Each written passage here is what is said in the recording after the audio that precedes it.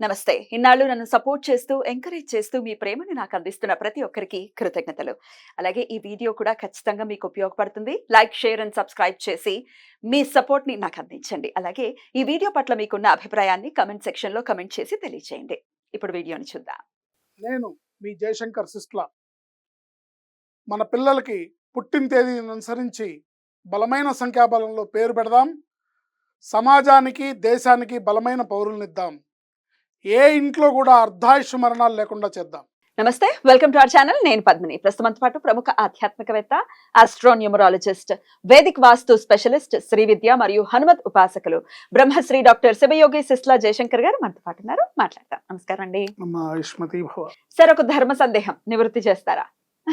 చెప్పండి సార్. లలితా సహస్రనామం మొదలవటమే శ్రీమాత, శ్రీ మహారాజ్ని, శ్రీమత్ సింహాసనేశ్వరి అమ్మని అమ్మ మాత అని సంబోధిస్తున్నాము ఖచ్చితంగా. అయితే మరి శ్రీమతి అని ఎందుకు అనట్లేదు అమ్మవారిని అని అంటే మీ సమాధానం ఏంటి?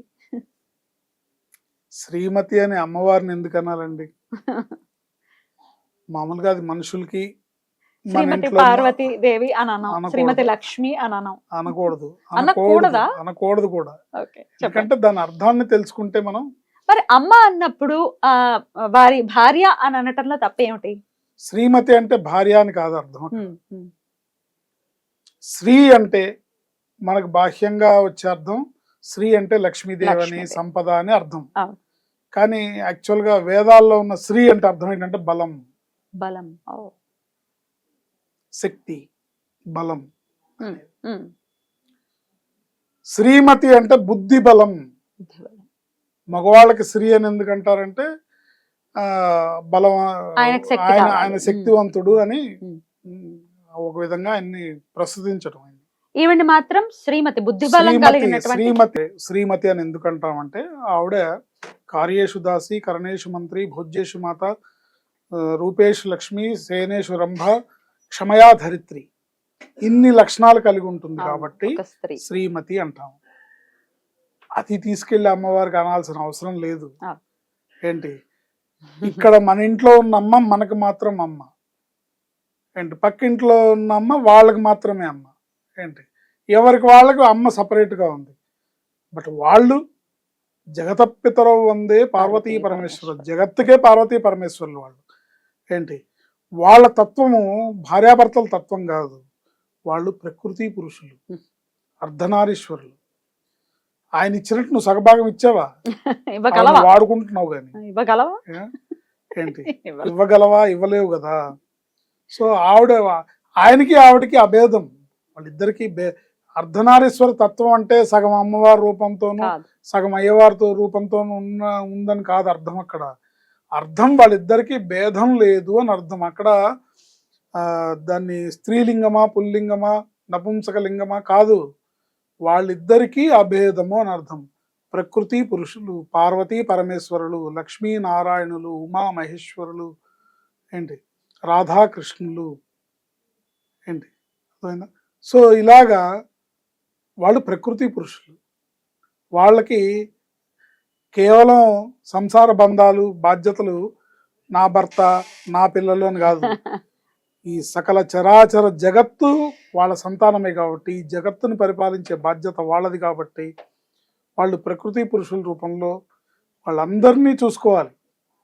ఇక్కడ మన గురించి ఓన్లీ మనమ్మే ప్రార్థిస్తుంది, పక్కింటి అబ్బాయి గురించి పక్కింటి వాళ్ళ అమ్మగారు ప్రార్థిస్తుంది. కానీ ఇక్కడ మనందరినీ చూసేది, సకల చరాచర జగత్తులో ఉన్న జగత్తుని పరిపాలించేది వాళ్ళు కాబట్టి వాళ్ళకి అది అవసరం లేదు అనకూడదు. వాళ్ళు శ్రీమతి, ఆవిడకి స్పెషల్గా అమ్మ నువ్వు కార్యేషు దాసివి, కరణేషు మంత్రివి, భోజ్యేషు మాతవి అని అనక్కర్లేదు. ఆవిడ అంటే కూడా అసహ్యంగా ఉంటుంది. ఆవిడ అన్ని ఆవిడే, అన్ని ఆవిడే కాబట్టి వాళ్ళని అనకూడదు. అట్లా అసలు ఈ డౌట్ రాకూడదు. వచ్చిన వాళ్ళది పిచ్చితనం. ఏంటి, సో వాళ్ళు ప్రకృతి పురుషులు, లక్ష్మీనారాయణులు, శివకేశవులు, వాళ్ళకి అభేదం. దేవతా స్వరూపానికి అక్కడ ఉన్నది మన హిందూ మతంలో చెప్పిన 33 కోట్ల మంది దేవతలు, ఇన్ని రకాల మంది దేవతలు ఉన్నారు. అక్కడ పైన ఇంతమంది ఇన్ని వేషాలతో లేరు. భగవత్ తత్వాన్ని మనం అర్థం చేసుకోవాలి. మన మన పెద్దలు మనకు అందించిన సనాతన ధర్మంలో వాళ్ళు మనకి ఇచ్చిన ఇన్ని రకాలు ఎందుకు అంటే సాధనా మార్గంలో సాధకుడి యొక్క మనస్సు లగ్నం చేయడానికి, సాధకుడి యొక్క కామ్యం ఏదైతే ఉందో దాన్ని నెరవేర్చుకోవడానికి ఇన్ని రకాల రూపాలు, ఇన్ని రకాల విగ్రహాలు, ఇన్ని రకాల మంత్రాలు, ఇన్ని రకాల మార్గాల్ని ఏర్పరిచారు. ఎవరికి ఎందులో గురి కుదురుతుందో, ఎవరికి ఎందులో ఏ మార్గం నచ్చుతుందో అనే ఉద్దేశంతో ఏ దారిలో వెళ్ళినా చేరుకునేది అక్కడికే. మూలం అదే. పార్వతీ పరమేశ్వరులు, లక్ష్మీనారాయణులు. ఇక్కడ పార్వతీ పరమేశ్వరులు పార్వతీదేవి అమ్మ రూపంలో ఉంటే పరమేశ్వరుడు అయ్యవారి రూపంలో ఉన్నాడు. వాళ్ళు అదే లక్ష్మీనారాయణులుగా ఉంటే లక్ష్మీదేవి పరమేశ్వరుడు, నారాయణుడు అమ్మవారి స్వరూపం. సో వారికి పేర్లు వర్తించవు, మనం వాళ్ళకి అన్వయించే వీలు లేదు, అనునయించకూడదు. ఎందుకంటే వాళ్ళకి బౌండరీస్ లేవు, వాళ్ళకి ఎల్లలు లేవు. 14 భువన భాండాలు, అతల వితల సుతల రసాత తలాతల రసాతల ఈ లోకాలన్నిటికీ వాళ్ళు సృష్టికర్తలు. ఏంటి మనం అనేది మనం చాలా చిన్న బౌండరీ. మనము మన కుటుంబము, మన ఫ్యామిలీ అనేది చిన్నది. ఇది వీళ్ళకి పనికొచ్చేది. కాకపోతే ఇక్కడ విషయం ఏంటంటే, నీ ఇంట్లో నీ భార్యని శ్రీమతి అంటే ఎవరు? బుద్ధి బలం కలిగినది. బుద్ధి బలముతో తను తన పాత్రని కార్యేషు దాసి పనిచేసేటప్పుడు ఓ పనివాడిలాగా పనిచేస్తుంది. కరణేషు మంత్రి ఏదన్నా సలహా కావాలన్నా, ఏదన్నా పని చేయాలన్నా చాలా తెలివిగా ఆవిడ మంత్రిలాగా నీకు సలహాలు ఇస్తుంది. భోజ్యేషు మాత అన్నం పెట్టేటప్పుడు తల్లిలాగా పెడుతుంది. ఏంటి రూపేష్ లక్ష్మి, రూపానికి ఆవిడ లక్ష్మీదేవి, నీ ఇంటి లక్ష్మీదేవి ఆవిడే. ఇవన్నీ మీరు చూసినప్పుడు ఆవిడని శ్రీమతి అనడం సబబు. ఆవిడ్ని మీరు ఇలా ట్రీట్ చేసినప్పుడు ఆ అమ్మవారి అనుగ్రహం పరిపూర్ణంగా లభిస్తుంది. ఆ అమ్మవారి పరిపూర్ణంగా మీ కుటుంబం ఎడల కరుణ చూపించి అనుగ్రహిస్తుంది. నువ్వు చేసేదేమో దేవతా ఉపాసన, అమ్మవారిని పూజిస్తావు, కానీ ఇంట్లో భార్యను మటుకు పని మనిషిలాగా చూస్తావు అంటే మటుకు అనుగ్రహం రమ్మంటే రాదు. అందుకని తత్వం, దేవతా తత్వం అనేది చాలా విశేషమైంది. లక్ష్మీనారాయణులు వేరు, లేకపోతే శివకేశవులు వేరు, మేము శైవులం, వీళ్ళు వైష్ణవులు, వాళ్ళు బౌద్ధులు, వీళ్ళు గాణాపత్యులు, వీళ్ళు శాక్తేయులు అనేది ఇన్ని విభేదాలు వస్తుంది. భగవత్ తత్వం, భగవంతుడు, భగవత్ శక్తి ఒకటే. లక్ష్మీ ఇప్పుడు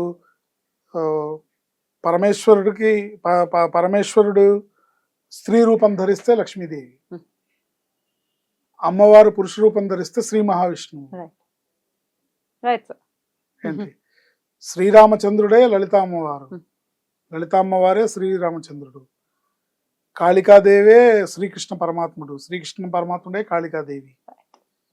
ఇట్లా మనం భేదాన్ని వెతకకుండా మనకి ఏ మార్గంలో ఆధ్యాత్మిక ప్రయాణం ప్రగతి ఉంటుందని భావిస్తున్నామో ఆ మార్గంలో మనం దేవతోపాసన చేసుకుంటూ ముందుకు వెళ్ళడం ద్వారా ఎవరు ఏ మార్గంలో వెళ్ళినా ఆ చివరికి తిరిగి ఆ కూడలకే చేరతారన్నట్టుగా ఆ పరమాత్మ తత్వానికి, ఆ పరమేశ్వర తత్వం దగ్గరికి మనం చేరతాం. కాబట్టి ఎవరికి శ్రీమతి అని అనాల్సిన అవసరం లేదు.